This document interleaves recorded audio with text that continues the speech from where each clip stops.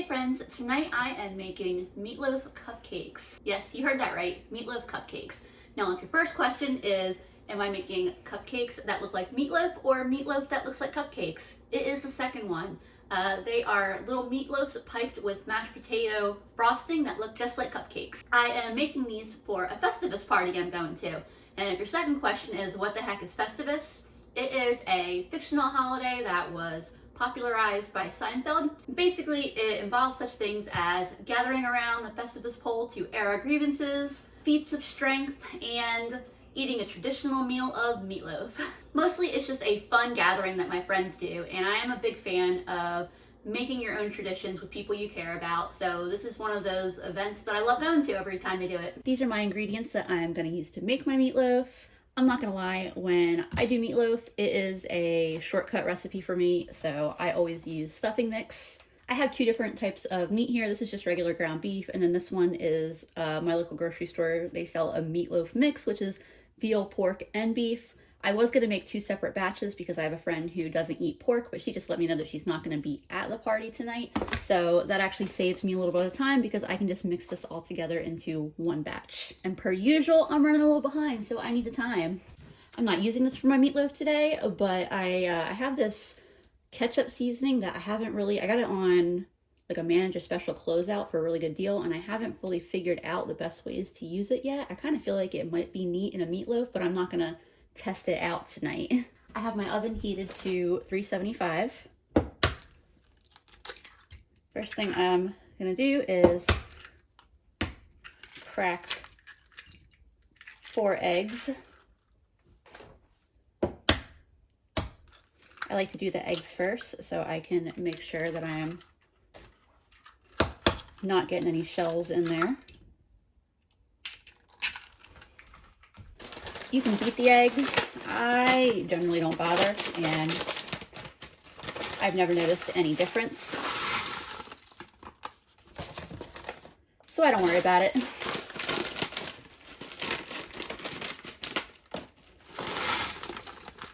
Two containers of stuffing mix.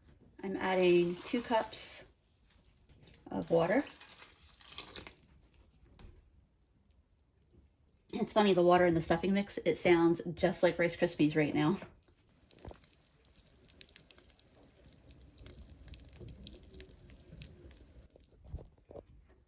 Then I'm adding about 2/3 of a cup of ketchup.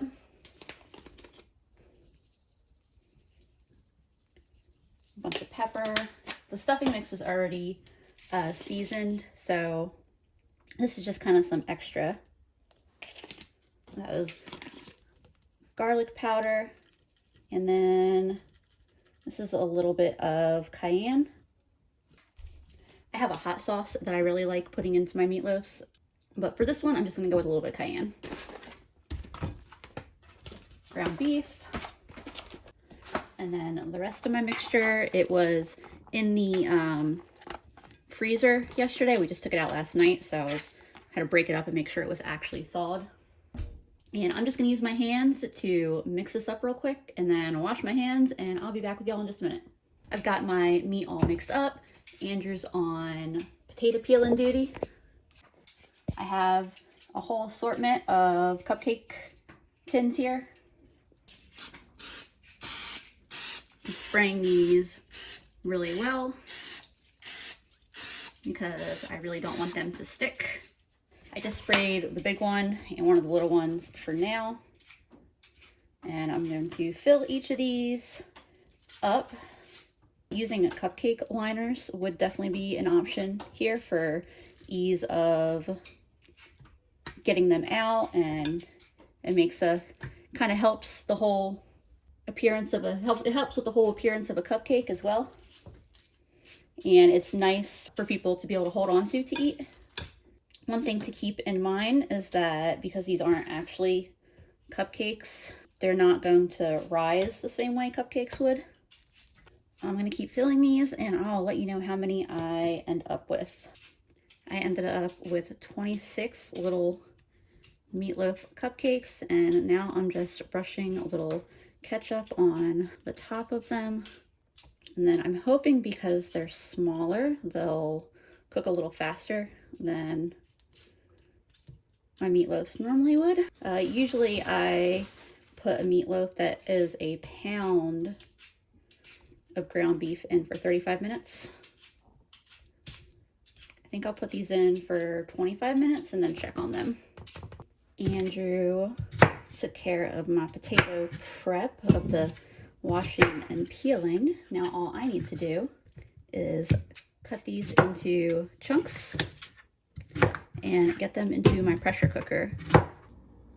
Just realized that I had forgot to set the timer for the meatloaf. I have this habit, I don't know if habit's the right word, but for whatever reason, when I tell y'all that I'm gonna set a timer on my oven, I always seem to forget to.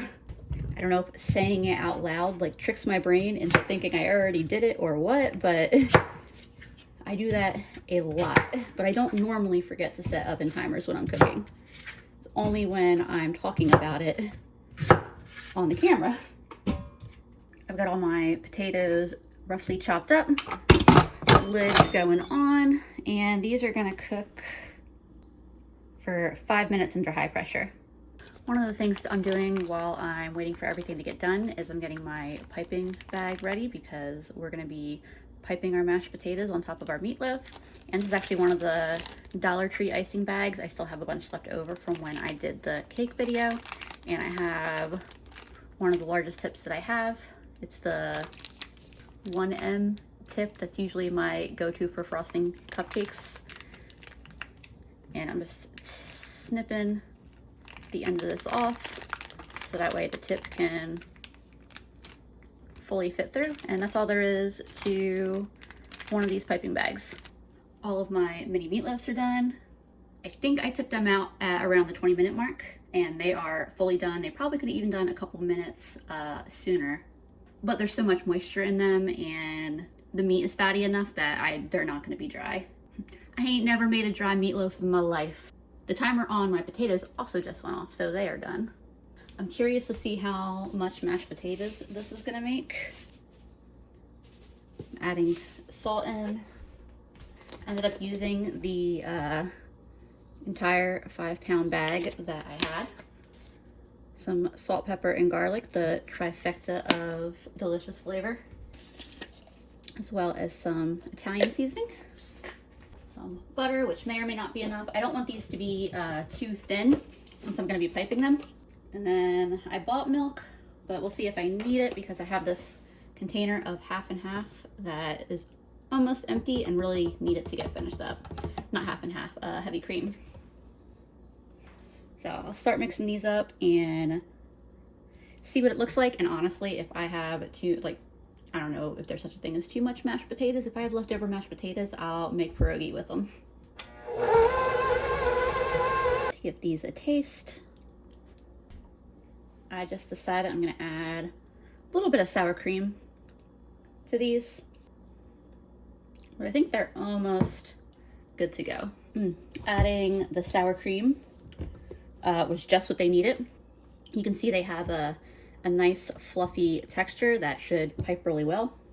Definitely had to hold back on the amount of butter and milk that I felt my heart calling to put in here. But right now it's a pretty simple mashed potato, but it's really good. I'm gonna let these cool down for just a couple minutes while I find a tray to put everything on. I got a pan here that should hold all of them no problem, and I like that it's got handles and some taller sides. I did just freshly wash my hands, trying to scoop these out without breaking them. All right, I managed to fit 23 of them on the tray, which is fine because I'm leaving a couple for my mom and I want to try one. I have my piping bag, insert it into a glass and fold it over the side. That just makes it easier to fill the piping bag.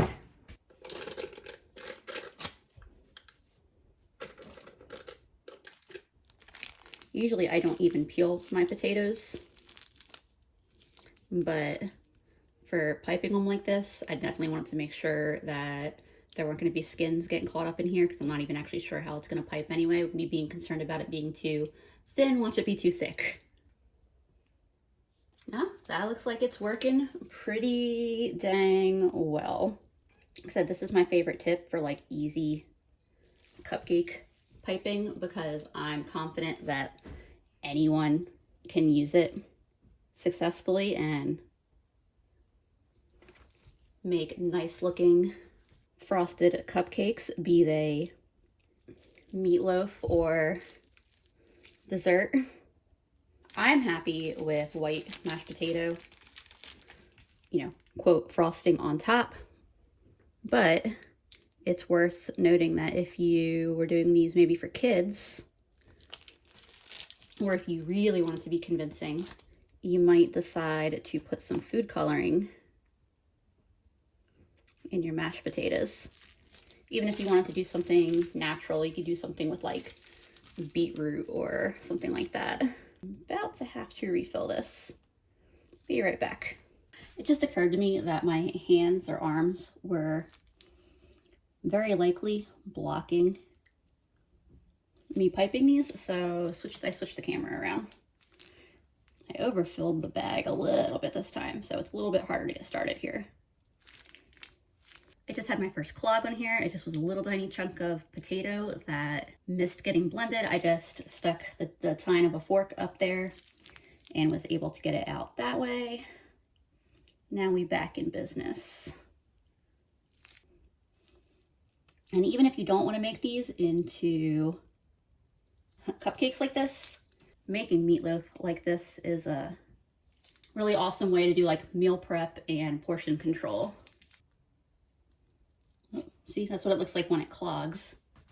All right, it doesn't take long to unclog. It's just annoying. And it's funny because I got through the entire first bag of frosting without having any clogs. The way to avoid that would be to use, I guess, what is it, like a potato ricer? I bet that would solve the problem. But it's not hard to just shove a fork up in there and get it unclogged. All right, that second bag had enough for all of these, plus 2 of the 3 I had left. I'm not gonna worry about refilling the bag for the third one. There is a good amount of mashed potatoes left. Whatever my mom doesn't eat tonight, I will use that for pierogi. Options to top these are things like chopped up fresh parsley or grated Parmesan. I'm gonna keep these as is because I need to get going. I am going to try one of these first though, before I go. They are really, really delicious. The meatloaf stayed very, very moist. I'm happy with these, so I'm gonna get freshened up real quick and get the heck out of here. All right, y'all, let me know what you think of these meatloaf cupcakes. Have a happy Festivus, a happy holiday, happy new year, all the good tidings. I will see y'all next time.